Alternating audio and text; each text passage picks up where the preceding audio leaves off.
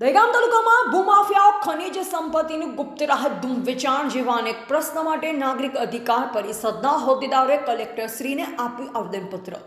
ગાંધીનગર જિલ્લાના દહેગામ તાલુકામાં જમીન ભૂમાફિયાઓ ખનિજ સંપત્તિનું ગુપ્ત રાહે ધૂમ વેચાણ કરી રહ્યા છે।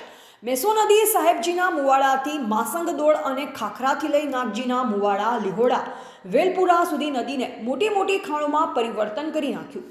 ગાંધીનગર જિલ્લામાં અને દહેગામ શહેર તાલુકાના ગ્રામ્ય વિસ્તારોમાં ઘણા સમયથી અટવાયેલ પડતર પ્રશ્ન અંગે નગરજનો અને દહેગામ તાલુકાના કડાદરા ગામના તળાવની ખનિજ સંપત્તિ નીતિ નિયમોને નેવે મૂકી સરેઆમ ખનન થવા અંગે જવાબદાર અધિકારીઓને વેચાણ થવા અંગે અનેકો વાર જાણ કરવા છતાં તંત્ર કુંભકર્ણ નિંદ્રામાં પોઢી રહ્યું।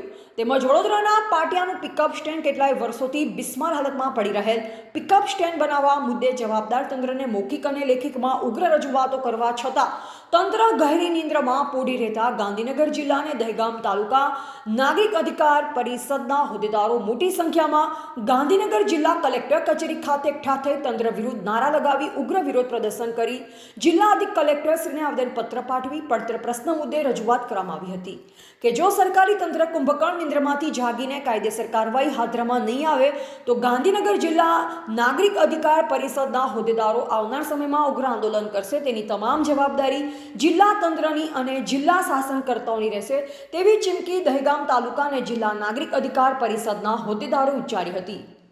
રિપોર્ટર દિનેશ ચંદ્ર શાહ, બોધિક ભારત, દહેગામ।